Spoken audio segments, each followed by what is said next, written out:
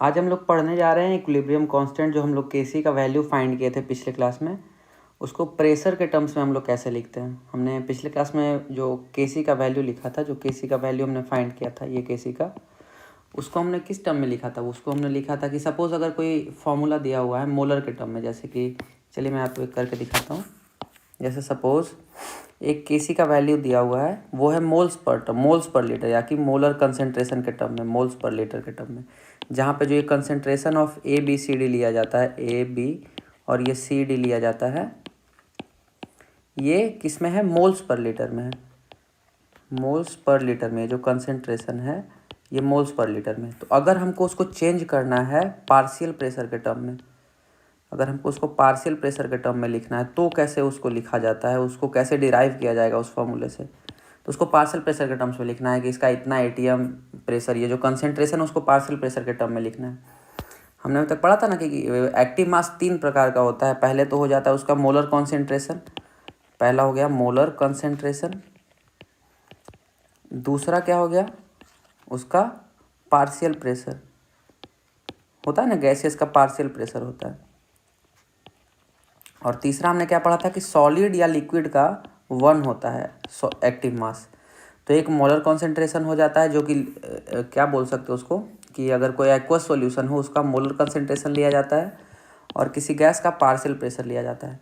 तो इन दोनों को कांस्टेंट को, मतलब एक केसी इसके टर्म में लिखा जाता है मोलर कंसेंट्रेशन के टर्म में, और दूसरे को पार्शियल प्रेशर, क्योंकि इन दोनों को आपस में कैसे इंटरचेंज कर सकते हैं, तो उसी को हम आज इस लेक्चर में पढ़ने जा रहे हैं। तो चलिए सबसे पहले देखते हैं।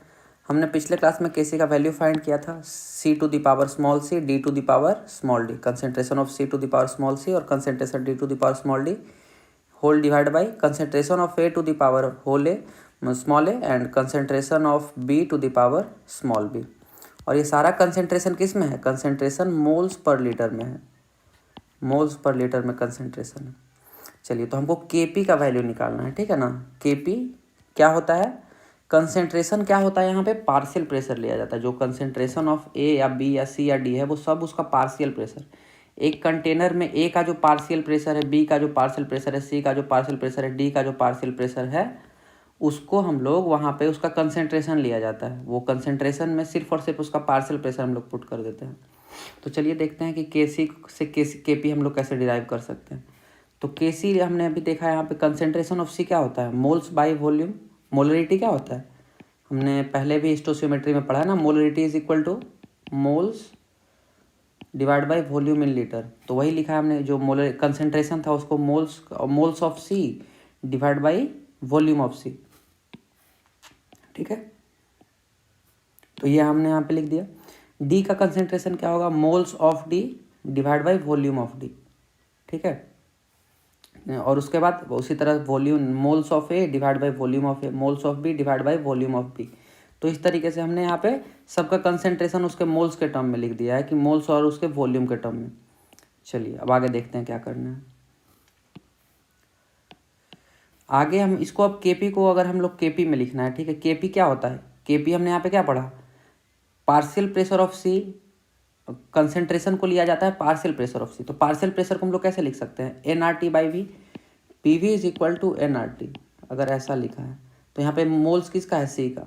तो पार्शियल प्रेशर अगर हम लोग को लिखना है, अगर पार्शियल हम लोग पार्शियल प्रेशर लिखना है तो क्या होगा, N C R T divide by V, ये हो जाएगा उसका पार्शियल प्रेशर। डी का अगर है तो वहाँ पे सिंपली डी हो जाएगा, अगर ए का है तो यहाँ पे ए हो जाएगा, और बी का है तो यहाँ पे बी हो जाएगा। मतलब सिंपली जिसका पार्शियल प्रेशर है उसका मोल्स और उसका वॉल्यूम से डिवाइड कर दिया जाएगा। तो यही है पार्शियल प्रेशर। केपी को हम लोग, ये जो पीसी है यानी कि पार्शियल प्रेशर ऑफ सी है, उसको हम इस टर्म में भी लिख सकते हैं ना, moles of C into R into T divide by volume, in moles of D into R into T divide by volume. इस तरह से हमने यहाँ पे लिख दिया। ये डेरिवेशन आप खुद नोट कर लीजिएगा और इसको समझने का ट्राई कीजिएगा कहाँ से आया है। कोई बहुत ज़्यादा डिफिकल्ट है नहीं, इसका डेरिवेशन कहीं पूछता भी नहीं है, बट ऐसे मैंने समझाने के लिए यहाँ पे लिख दिया। यहाँ पे क्या हो गया, ये इसी तरीके से हमने N C R T divide by V यहाँ पे लिख दिया, और R T to the power C और R T to the power D को अलग से ले लिया। यहाँ पे देखिए, ये R C to the power C plus R C to the power D को अलग से ले लिया। तो क्या हो गया, R T to the power C plus D. नीचे भी हमने R T to the power A plus B लिख लिया है, ठीक है। तो यहाँ पे ऐसे हो गया। और बाकी ये क्या बचा, ये देखिए, ये जो बचा है ये हो गया के सी। आप यहाँ पे देखिए के सी का वैल्यू, ये जो के सी है यही सेम टू सेम यहाँ पे भी लिखा हुआ है। तो यहाँ पे एक्स्ट्रा जो बचा है उसको हम आगे, इसको तो पहले के सी लिख देना चाहिए क्योंकि ये के सी के बराबर है, तो इसको हमने सिंपली यहाँ पे के सी लिख दिया है। तो के पी क्या हो गया, K C into R T to the power क्या होगा, सी प्लस डी। अगर इसको हम लोग ऐसे करके लिखें जैसे कि R T to the power C plus D है और divide by R T to the power A plus B है, तो इसको हम लोग ऐसे लिख सकते हैं ना, इज इक्वल टू लिख सकते हैं R T to the power C plus D minus A plus B, ऐसे लिख सकते हैं ना। तो वही हमने यहाँ पे सिंपली किया है, ये देखिए यही हमने सिंपली यहाँ पे किया है। के सी तो ये इसका इस पूरे का वैल्यू के सी हो गया, यहाँ पे आप देख सकते हैं, यहाँ पे हमने इसको लिखा है के सी, और बाकी R T to the power C plus D minus A plus B, और इसको हम लोग डेल्टा एन बोल देते हैं यही आगे चल के। तो के पी का फाइनल फॉर्मूला क्या हो गया, के P is equal to K C into R T to the power delta N. यहाँ पे डेल्टा एन क्या है, number of moles of gas product, मतलब प्रोडक्ट में कितना गैस का नंबर ऑफ मोल्स है, और number of moles of gas reactant, ठीक है, number of moles of gas reactant, और उन दोनों का डिफरेंस जो है उसी को हम लोग डेल्टा एन लिए हैं। जैसे कि एक एग्जांपल लेके दिखाता हूँ, 3a plus 2b gives 4c plus 2d, ऐसे करके एक इक्वेशन लिखा हुआ है। तो यहाँ पे डेल्टा एन का क्या वैल्यू होगा, नंबर, सारा गैस में है, यहाँ पे सब गैस है, ये भी गैस है, ये भी गैस है, ये भी गैस है और ये भी गैस है। तो यहाँ पे हम लोग डेल्टा एन क्या होगा, delta N is equal to number of moles of product, moles product में कितना है 4 और 2 6, ये हो गया 6, माइनस इधर कितना है 3 प्लस 2 5, यानी कि डेल्टा एन यहाँ पे 1 हो गया, ठीक है ना। तो डेल्टा एन क्या होता है, number of moles of product, gas product, और माइनस में क्या करना, माइनस क्या करना है, number of moles of gas reactant, reactant का मोल्स माइनस कर देंगे प्रोडक्ट के मोल्स, तो डेल्टा एन हो गया यहाँ पे 1, ठीक है। तो ये हमारा के सी को के पी में कन्वर्ट करने का एक फॉर्मूला है। तो ये बहुत ही सिंपल है, इसको कुछ ज़्यादा कुछ नहीं है, आपको सिर्फ और सिर्फ ये फॉर्मूला याद रखना है जो यहाँ पे दिया हुआ है, और डेल्टा एन क्या होता है यहाँ पे वो याद रखना है। डेल्टा एन क्या है, number of moles of gas product minus number of moles of gas reactant. चलिए इसी पे एक क्वेश्चन यहाँ पे कर लेते हैं तो ज़्यादा अच्छे समझ में आएगा। क्वेश्चन क्या है, कैलकुलेट के P, sorry, calculate Kp of a reaction whose Kc is 4, ऐसे करके, और इक्वेशन क्या दिया है, NH3 2NH3 gives N2 plus 3H2, ऐसे करके एक रिएक्शन दिया, सारा गैस है, ये भी गैस है, ये भी गैस है, ये भी गैस है। तो चलिए सबसे पहले हम लोग इसको सॉल्व करके देखते हैं क्या होगा। सॉल्यूशन लिखते हैं यहाँ पे। अभी हमने क्या पढ़ा था, के पी इज इक्वल टू क्या होता है, K C into R T to the power delta N, और यहाँ पे क्या दिया है, टेम्परेचर सपोज मान लेते हैं 300 केल्विन है, ठीक है ना। आर का वैल्यू आपको पता है, आर का वैल्यू तो कॉन्स्टेंट है 0.0821, ठीक है। या सॉरी, यहाँ पे अगर एसआई यूनिट में लिखना है तो हम लोग को एसआई यूनिट में लिखना पड़ेगा ना, एसआई यूनिट में हो जाएगा 8.21, ऐसे करके। चलिए अब हम लोग यहाँ पे निकालते हैं केपी का वैल्यू। तो केपी का वैल्यू क्या होगा, सबसे पहले हम लोग डेल्टा एन निकाल के देखते हैं, डेल्टा एन क्या है यहाँ पे।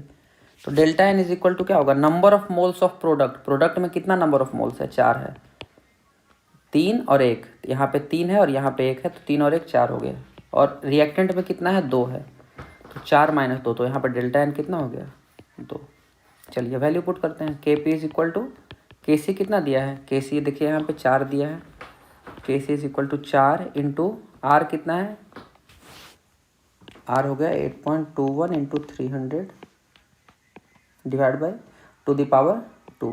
तो यहाँ पे आप के सी का वैल्यू, पर सिंपली आप समझिए ना, कुछ नहीं करना है, तो सिंपली आप यहाँ पे आर टी लिख दीजिए, जैसा जैसा आपको टेम्परेचर या प्रेशर दिया हुआ है यहाँ पे simply R T to the power 2 लिख देना है। आर टी का वैल्यू आपको वहाँ पे दिया रहेगा क्वेश्चन में कि टेम्परेचर क्या लेना है, गैस कांस्टेंट क्या लेना है।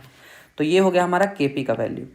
यहाँ पे सिंपली के पी का वैल्यू आप ऐसे करके लिख सकते हैं। बहुत सारा क्वेश्चन अलग अलग तरह के हिसाब से पूछ सकता है कि के पी का वैल्यू इस कंडीशन में क्या होगा, इतना टेम्परेचर पे क्या होगा, इस प्रेशर पे क्या होगा। तो मतलब कुछ भी सोचना नहीं है आपको। अगर के सी मोल्स पर लीटर के टर्म में दिया है, मोलर कंसंट्रेशन के टर्म में दिया है, उसको अगर आप पार्शियल प्रेशर के टर्म में लिखना चाहते हैं तो आपके पास सिर्फ और सिर्फ एक फॉर्मूला है, एक लाइन का फॉर्मूला है। इसका डेरिवेशन आपको जानने का ज़रूरत है नहीं, आपको ऐसे डेरिवेशन मैंने करा के दे चुका हूँ इस लेक्चर में। आपको नोट करना है तो नोट कर लीजिएगा, बट आपको मेन जो इम्पोर्टेंट है वो सिर्फ और सिर्फ ये फॉर्मूला, इस फॉर्मूले को याद रखिए और बाकी आगे का जो भी क्वेश्चन आएगा आप इजीली सॉल्व कर सकते हैं। तो ठीक है, आज के लिए इतना ही रखते हैं।